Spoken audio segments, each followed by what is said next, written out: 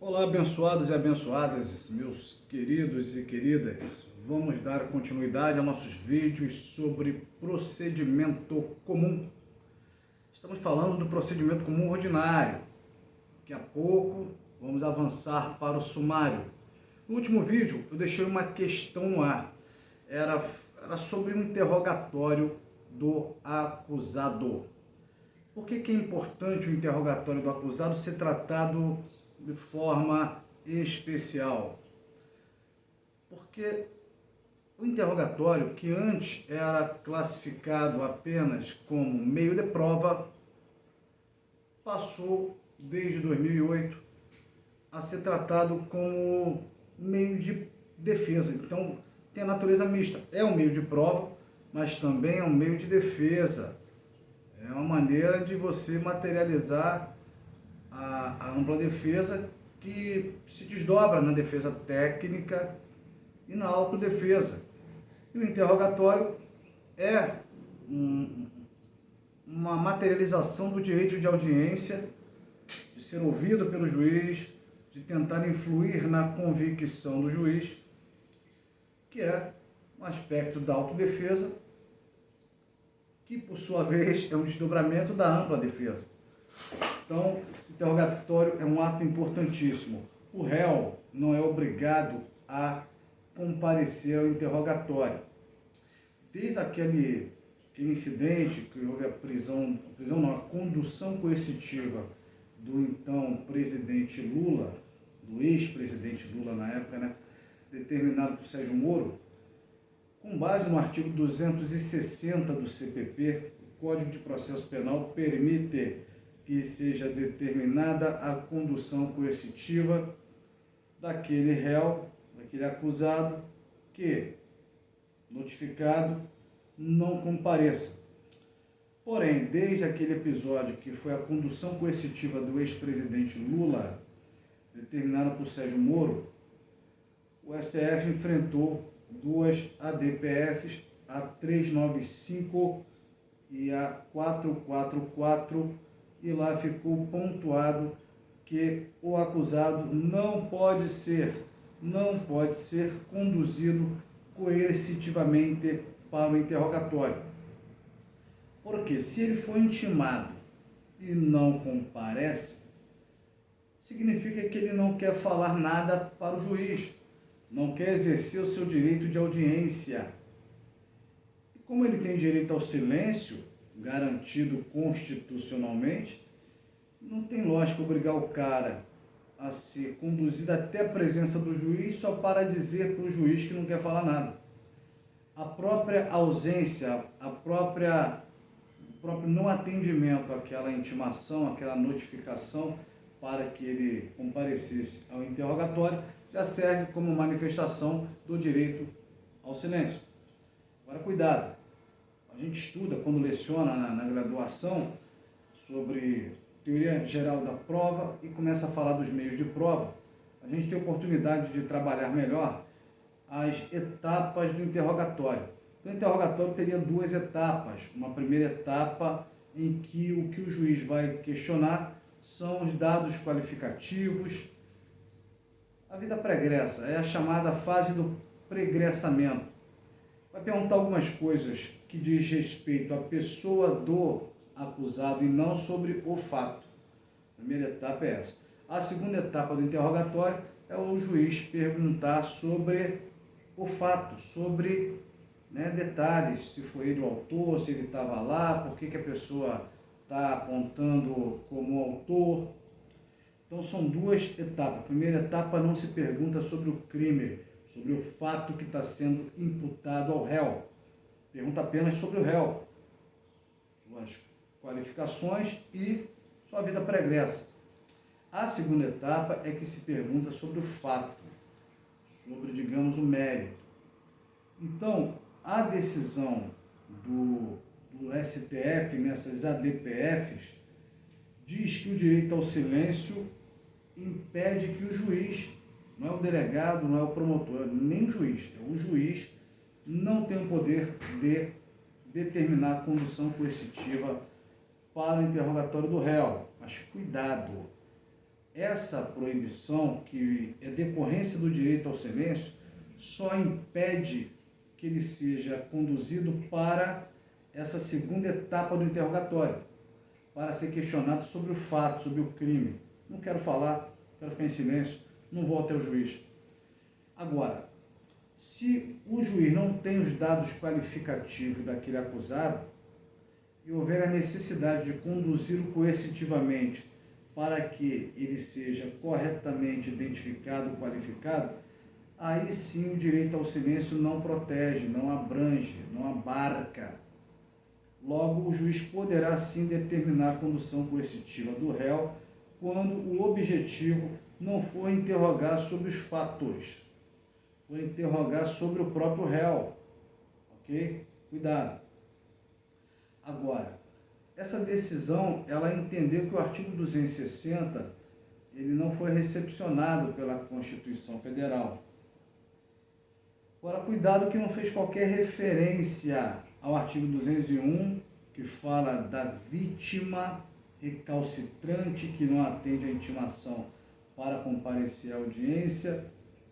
Também não fala do artigo 218, que fala da testemunha recalcitrante que não atende à notificação para depor.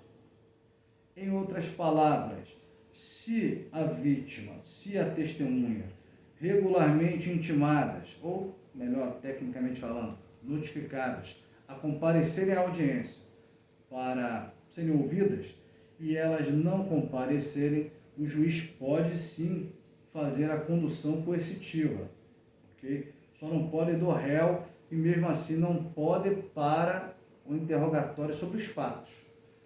Mas o interrogatório sobre a pessoa pode, desde que não tenha os dados daquela pessoa. Porque se já consta nos autos todos os dados qualificativos, toda a vida pregressa já foi levantada através de pesquisas, também não se justifica conduzir coercitivamente para qualificá-lo, uma vez que já constam nos autos os dados qualificativos. Ok?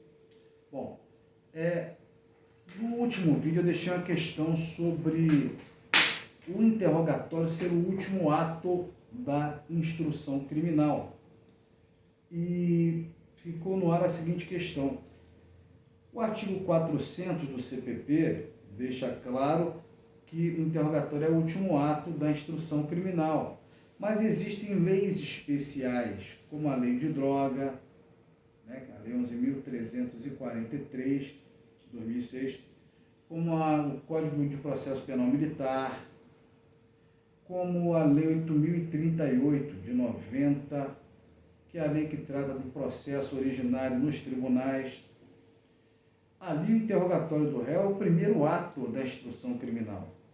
A pergunta é, a lei geral, a norma geral, que é o CPP, diz que a instrução criminal, melhor, o interrogatório é o último ato.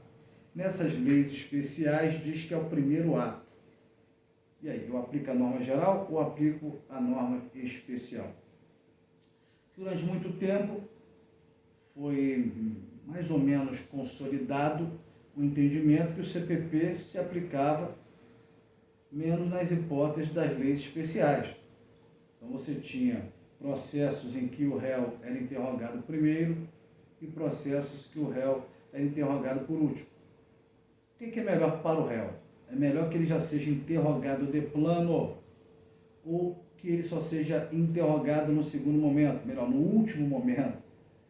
Para a estratégia de defesa, é muito melhor que só seja feito interrogatório do réu depois de serem produzidas todas as provas.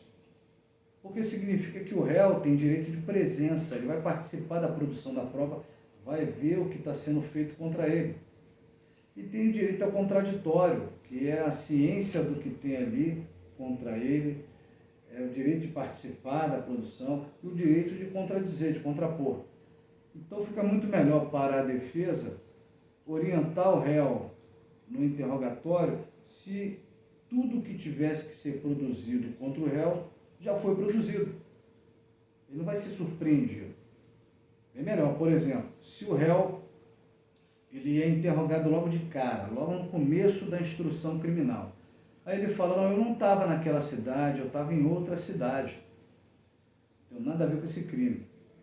Aí daqui a pouco chega uma testemunha e fala, olha, o réu estava lá sim, que eu vi ele falando com a vítima, ele agredindo a vítima, e de repente chega alguém que apresenta um vídeo mostrando o réu fazendo isso.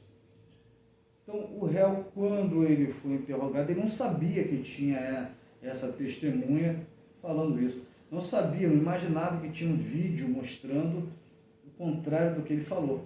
Então é fácil para a acusação demonstrar que o réu mentiu. Agora, se o interrogatório for o último ato da instrução criminal, o réu vai ter acesso a tudo que tem contra ele.